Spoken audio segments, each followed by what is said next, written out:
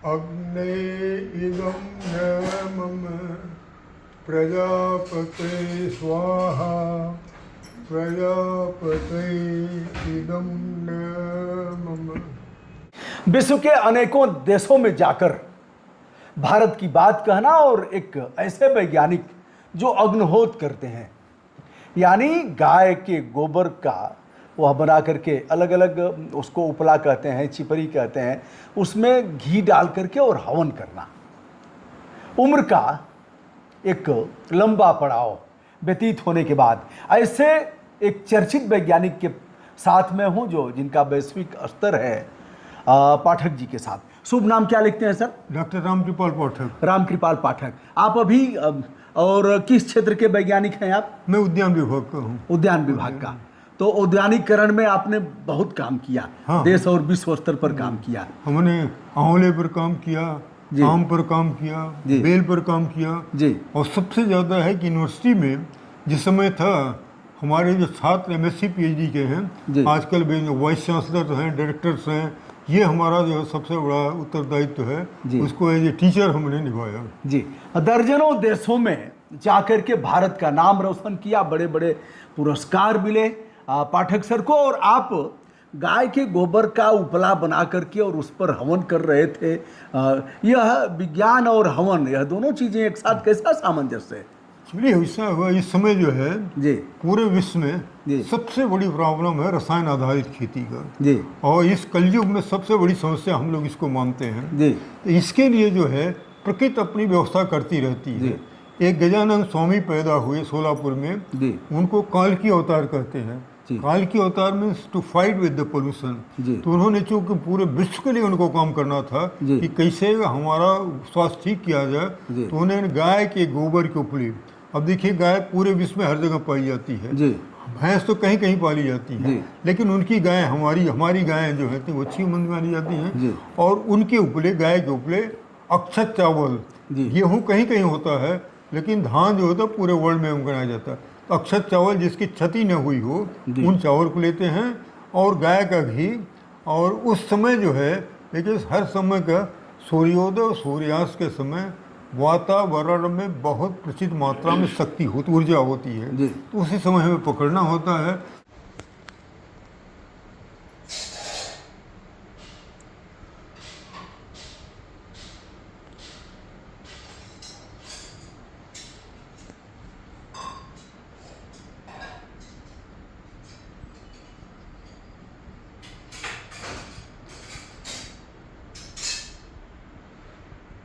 अग्ने स्वाहा अग्ने इदं न मम प्रजापते स्वाहा प्रजापते इदं न मम।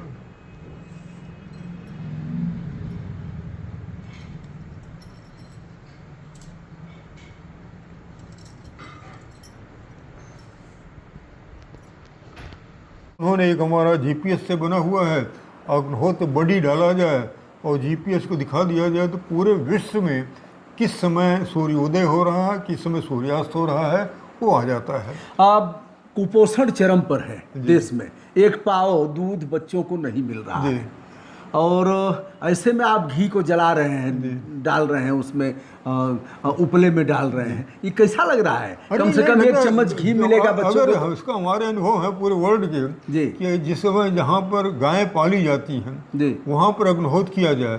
अग्निहोत्र भस्म जो होता है, इसको उनको खाने वाले में दे दिया जाए, उसका लीक जो लगती है उसमें होता है, घी का छिड़क दिया जाए, तो उनका उत्पादन बढ़ जाता है।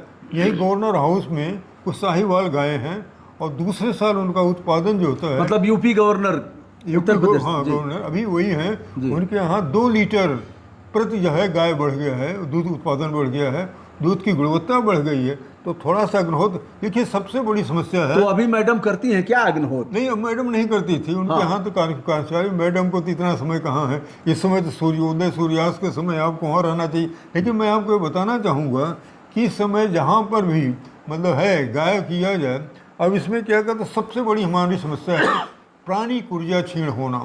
और प्राणी ऊर्जा जो होती है, इसको न तो कोई लेबोरेटरी बना सकती है, न कोई इंडस्ट्री बना सकती है। इसको बनाने का हमें हर गांव स्तर पर व्यवस्था करनी पड़ी।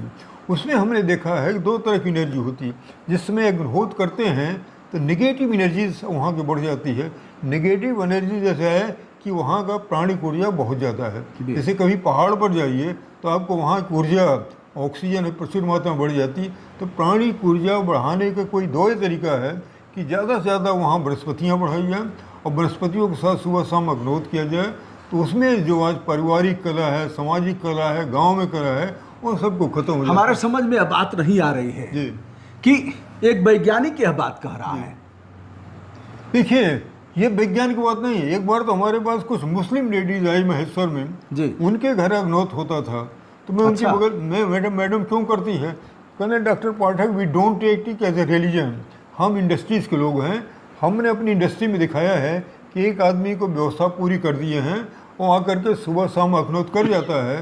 तो हमारे जो कर्मचारी हैं करीब 2000, उनकी इफिशेंसी करीब 20% बढ़ गई है। अच्छा। कहिए तो हमारे लिए बहुत आसान है। इसको रिलीजन से मत लीजिए, इसको सुपर साइंस लीजिए। लेकिन हम लोग जब बस सूर्याय स्वाहा, सूर्याय इदम नमः, तो हम अग्नि उससे जो होता है वो धर्म से जोड़ देते हैं। ये धर्म नहीं है, ये सुपर साइंस है। इसको हमें बढ़ावा देने की आवश्यकता है। यह सुपर साइंस है और इसे करने की आवश्यकता है। धर्म से इसे कदापि न जोड़ा जाए। इससे पॉजिटिव एनर्जी विकसित होती है समाज में और ऊर्जा के साथ आदमी काम करता है, ऐसा कहना है। उसकी राख को क्या करते हैं? राख, उसकी राख इसकी राख को मानव सेवन कर सकते हैं। बहुत लोग जल पीते हैं, उसमें थोड़ी सी राख डाल दीजिए। उसकी खेतों में इसको हम भस्म कहते हैं। जिस समय खेत की तैयारी हो रही हो, 1 किलो भस्म, अगर आपके पास गाय हैं तो थोड़ी ऊपरी ज़्यादा सेट कर लीजिए तो आपको मिल जाएगा। अगर छिड़काव कर दिया जाए तो हमने देखा है कि भस्म की जब छिड़काव करते हैं तो वातावरण में जो नाइट्रोजन है 78% मैंने बताया, उसके लिए नाइट्रोजन के जो उर्वर वो हैं उसको कैप्चर करने की वो बैक्टीरियाज हैं, वो 100 गुना बढ़ जाते हैं। और सबसे ज़्यादा पैसा हम खर्च करें फास्फोरस में। फास्फोरस की जो है हमारी ज़मीन में इतना ज़्यादा है कि हम 100 साल उसका उपयोग कर सकते हैं।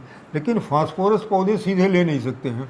लेकिन जब भस्म डालते हैं, फास्फोरस जो है घुलनशीलता बढ़ाने वाले जो बैक्टीरियाज हैं वो 1000 गुना बढ़ जाते हैं। तो हमें इसका मतलब न फास्फोरस चाहिए न नाइट्रोजन चाहिए, केवल भस्म को उपयोग करना चाहिए। अनेकानेक देशों में आपका जाना हुआ है, लेक्चर दिए हैं जाकर के और लोगों को बताया है, समझाया। तो वहाँ इसको कैसे लेके जाते हैं? देखिए, जहाज में लेके चले जाते हैं इसको। बाहर तो जो है करीब 100 देश में आजकल लोग अग्निहोत्र कर रहे हैं, लेकिन वैज्ञानिक बंधु नहीं कर रहे हैं। जो हमारे वो हैं उनको देखे हमने बताया कि भाई आप करो, कोई खर्चा तो है नहीं, तो जो है कर रहे हैं और उसको ही बढ़ावा दे रहे हैं। तो आपको वैज्ञानिक क्या समझते हैं? लोग समझते हैं कि दिमाग काम नहीं कर रहा है, क्या समझते हैं? डॉक्टर साहब जो है अब तक तो साइंस की बात करते रहे और साइंस बात नहीं करते हैं, तो हम उनकी भी परवाह नहीं करते कि वो एक दिन आएगा जब उनकी समझ में आएगा वो करेंगे। अभी तक अच्छा, आप समझाती नहीं है इनको कि सब क्या कर रहे हैं? अरे इन्हीं के चक्कर में तो हम लोग कर रहे हैं। अग्निहोत्र करने मतलब अग्निहोत्र ये कहता है, मोटा सा है कि आप अपनी समस्या हमें दे दीजिए। अच्छा। और हम आपकी समस्या को पूरा कर ध्यान कर दें। तो अगर आपकी समस्या अग्निहोत्र करने से हो जाए तो हमने तो देखा है कि बच्चों की पढ़ाई में, इनके स्वास्थ्य में, ये है अभी यहाँ पर आए हुए हैं, तो मैं कह देखिए अगर यहाँ तक करेंगे तो इसको मतलब फायदा होता है। इसलिए तो सुबह कितने बजे करना है, शाम को कितने बजे? रोजाना का बदल जाएगा। रोजाना का मतलब आपको पहले जो मैंने बताया ना, अग्निहोत्र बड़ी डाल दीजिए, रोजाना का कुछ सेकंड आगे पीछे बढ़ना पड़ेगा, समय से ही करना पड़ेगा। समय एकदम अगर नहीं किए तो एक फ्लश ऑफ एनर्जी आती है। सुबह आप देखते हो एकदम सूर्य लालिमाली रहता हो, शाम को लालिमाली रहता है। तो जब फ्लश ऑफ एनर्जी को है तो इसको हमें अग्निहोत्र करके इसको करने की बात करनी है। जी, बहुत बहुत धन्यवाद, आपका आभार। हमने अग्निहोत्र देखा और उससे आपने बताया। 20 सालों से आप लगातार कर रहे हैं। विदेशों में भी अगर जाना है तो अटैची में उसको रख लेते हैं और वहाँ भी इसे करते हैं। तो यह है डॉक्टर पाठक, वैश्विक स्तर पर जिनकी पहचान है, जिनके पढ़ाए हुए बच्चे आज बड़े बड़े पदों पर हैं, विश्व स्तर पर हैं। विनम्रता के साथ आप दोनों का प्रणाम। हम यही कहना चाहेंगे कि इसको सीरियसली पढ़ाइए। और जिस दिन भारत को, जैसे मोदी जी कहते हैं, विश्व स्तर पर हमें विश्व गुरु बनाना है, विश्व गुरु अगर बनाना है तो हमें घर घर में अग्निहोत्र को बढ़ावा देना पड़ेगा। और अगर घर घर में अग्निहोत्र जिस दिन बढ़ जाएगा उस दिन भारत बस अपने आप जो होता है विकसित भारत हो जाएगा। नहीं तो हम कहते हैं कि क्या कहते हैं, हमारा मतलब अमृत उत्सव मनाना है। जब तक अमृत उत्सव में हमारे शुद्ध प्राणवायु सांस लेने के लिए, शुद्ध जल, भोजन, प्राणिक ऊर्जा, इन चीज़ों को अगर हम गाँव में कर सकें, और इसको गांव स्तर पर भी हमें इसको निश्चित करना पड़ेगा। जब गांव बढ़ेगा तो भारत बढ़ेगा, और जब गाय बढ़ेगी तब गांव बचेगा। तो हमारा अंतिम है कि गाय बढ़े, गांव बढ़े, और गांव बढ़े तो भारत बढ़े। जी प्रणाम। धन्यवाद।